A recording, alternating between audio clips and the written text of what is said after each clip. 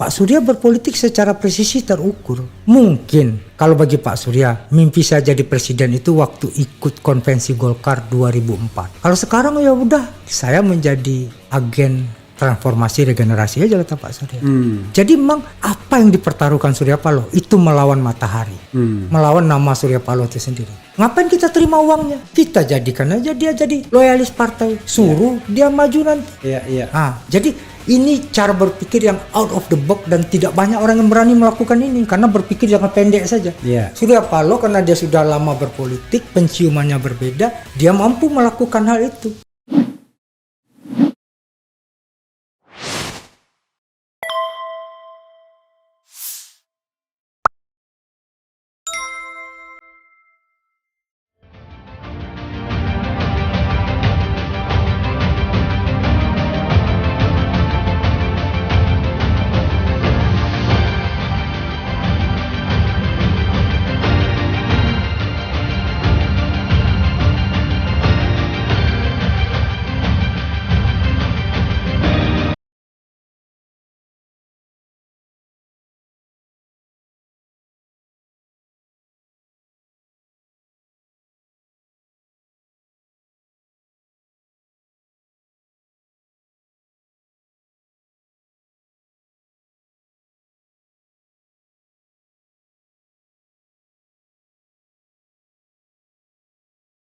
Mana sih orang buat partai tidak mau jadi calon presiden, tidak mau kekuasaan untuk dirinya, tapi memberikan tiket yang dia punya kepada untuk orang lain. Untuk orang lain. That's good. Jadi pertanyaannya kenapa Ganjar? Ganjar adalah satu, Pak Jokowi juga kader partai kan? Artinya kan dia tidak asosiasi yang begitu kan? Bahasanya Ganjar adalah kader partai, exactly benar. Tapi kan dia tidak asosiatif, ucuk gitu loh, Bung. Nah, kan politik kan selalu bicara representasi, gitu. Nah, yang kedua, bukan kali pertama juga kita mengusung kader partai ya, dan kita tidak ingin menasdemkan juga, gitu. Ridwan Kamil kita usung, Bung. Ternyata masuk Golkar, belum ya? Belum. Itu terserah dia lah. Tapi artinya komitmennya cuma 3 waktu itu, Bung. Pertama, bagaimana tidak masuk partai mana-mana. Itu tertulis dan ditandatangani Pak Surya dan RK. Dan dia lakukan itu sampai sekarang, so far. Yang kedua, menjadi benteng Pancasila. Karena waktu pilkada itu kan kita gila-gilaan. Efek dari Jakarta kan. Yang ketiga, mendukung Jokowi sebagai calon presiden. Itu fakta perjanjiannya. Dan ketika kita mendukung Pak Jokowi kan beliau kader partai. Jadi kader PDIP. Ya harusnya memang kalau perspektif saya, ya kader partai yang punya banyak stok kader harusnya tersanjung.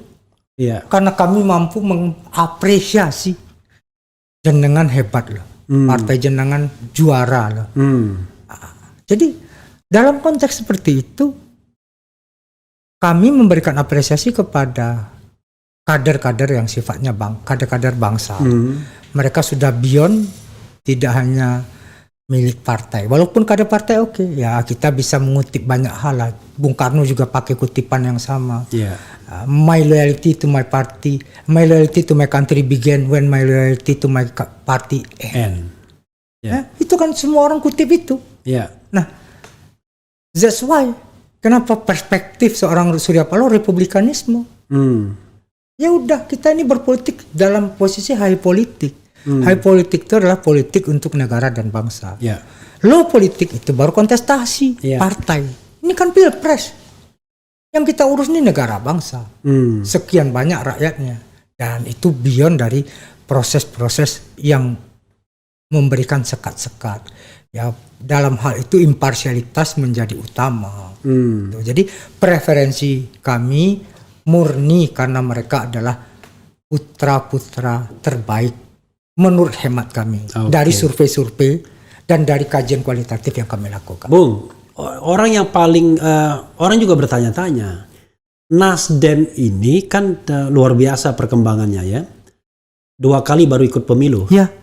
Tetapi yang kedua ini sudah 59 kursi dan nomor 4. Ya kan, setelah PDIP, kemudian Golkar, Gerindra dan Nasdem. Kok Surya Paloh kok nggak nyalonkan diri sebagai presiden seperti halnya ketua-ketua umum partai yang lain? Ya. Ini karena kita ngobrol bukan di tempat yang limited waktunya. Iya. Nah, kita bisa agak sedikit cerita santai secara lebih komprehensif. Iya. Ada salah seorang yang dari lembaga yang top ya mempropos pada Pak Surya. Pak Surya kalau bangun partai, Pak Surya declare aja dulu jadi capres, nanti elektabilitas partainya ngikutin elektabilitas Pak Surya. Itu di awal-awal Nasdem dirikan 2009, 2010. Pak Surya bilang, saya ingin membangun institusionalisasi politik. Nah, Pak Surya berpolitik secara presisi terukur. Mungkin kalau bagi Pak Surya, mimpi saya jadi presiden itu waktu ikut konvensi Golkar 2004. Kalau sekarang ya udah, saya menjadi agen transformasi regenerasi aja kata Pak Surya.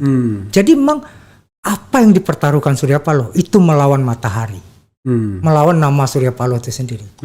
Kenapa? Yang lain kan buat partai dengan posisi standing dia nyapres. Walaupun nih Bung, saya yang belajar sosiologi politik, terjadi pergeseran sosiologi politik pasca runtuhnya Soviet Union dan runtuhnya tembok Berlin.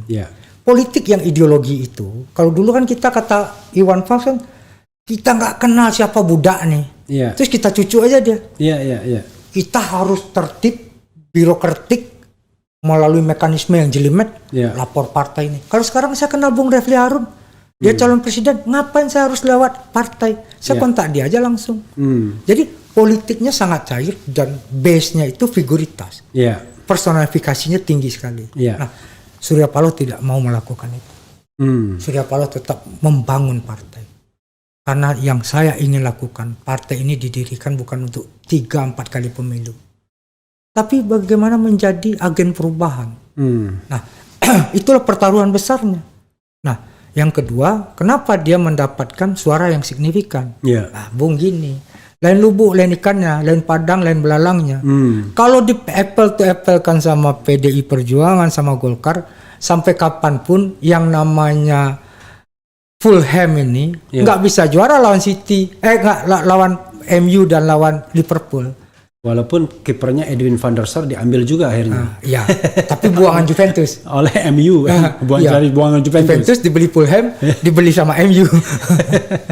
Jadi strateginya ada seperti membangun Manchester City atau Real Madrid. Dia harus menjadi partai publik, partai yang terbuka. Tapi investornya gede banget tuh Manchester City dan itu. Nah, kalau ini investasinya adalah politik tanpa mahar. Oke.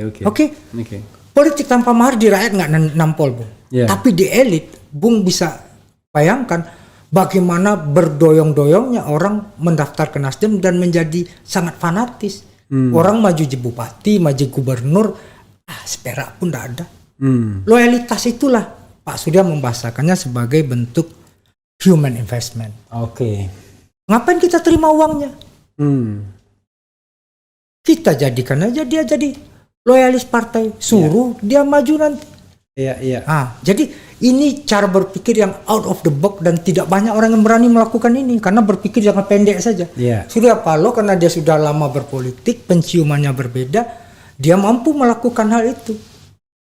Nah, ini kan cara art of politik saja. Gitu. Jadi kalau dipacu ya nggak akan sanggup lah Bung bisa melakukan ini kan.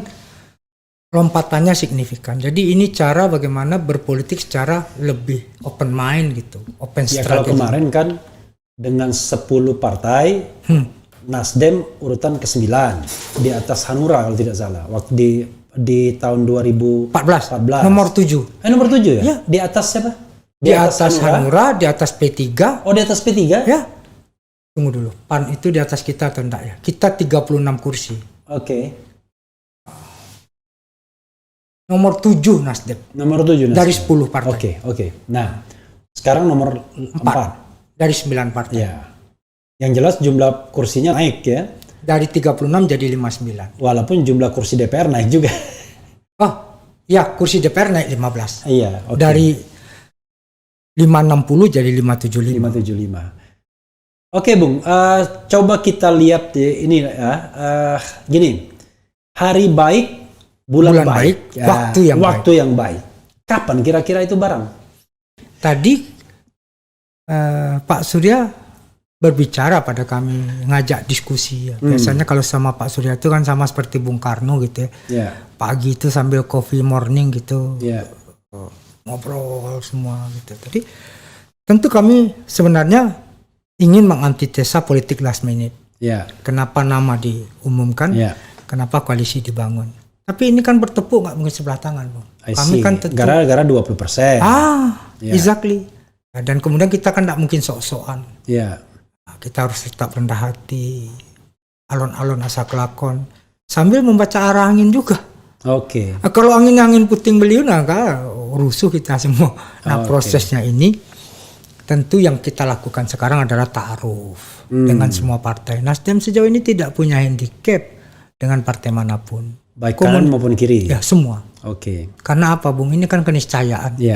Jadi luar PDI Perjuangan semua harus berkoalisi. Terus ada yang bilang, oh kami harus satu visi, satu misi. Itu kan hebat betul mereka itu. Visinya pragmatis saja. Ada orang mengatakan ini pilihan Nasdem ini kan ke kanan atau ke kiri. Memang kurang tepat kalau saya mengatakan ke kanan itu ke koalisinya PKS, ke kiri itu ke koalisinya Pak Jokowi. Tapi lah, biar memudahkan identifikasi aja ya.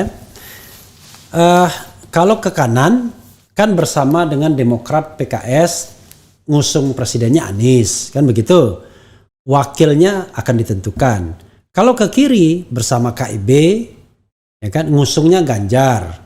Syukur-syukur PDIP nggak ikut, kira-kira begitu kan? Karena gara-gara partai sombong ini jadi agak panas-panasan juga sedikit, ya kan? Ini di Refli Harun Channel ini banyak sekali pendukung Anies Baswedan. Kita mengadakan survei, bukan survei, polling. Kalau survei nggak benar kalau survei dibilang survei. Polling kita itu, saya tunjukkan dulu Bung ya, sambil polling kita itu berapa jadi tadi posisi, tapi biar real time. Jadi ada puluhan ribu yang sudah memberikan vote gitu. Itu mayoritas memilih Anies Baswedan, 80% lebih. Ya, walaupun sekali lagi tidak bisa dijadikan indikator karena ini bukan survei ilmiah, ya kan? Tadi kita iseng-iseng capres alternatif dari 4 nama: Gatot Nurmantio, Lanyala Mataliti, Rizal Ramli, Susi Pujiastuti. Kenapa kita sebut 4 nama ini? Karena ini nama di luar mainstream kekuasaan, ya kan? Tapi diperkirakan berminat sebagai capres. Votingnya baru tadi sore sudah 4.700 yang vote. Itu Gatot Nurmantio 73%, Lanyala Mataliti 3%, Rizal Ramli 15%, Susi Pujiastuti 8%. Jadi untuk preferensi saja. Karena Anies Gatot ini termasuk yang juga diminati kalau kita patokannya adalah yang saya lihat di RH Channel. Saya tidak tahu kenapa preferensinya muncul seperti itu, kan nggak bisa kita salahkan juga namanya. Karena algoritma itu. Iya, karena algoritma. I don't know exactly. Saya hanya menyampaikan sesuatu hal yang barangkali juga tidak representatif, tapi sekedar informasi saja.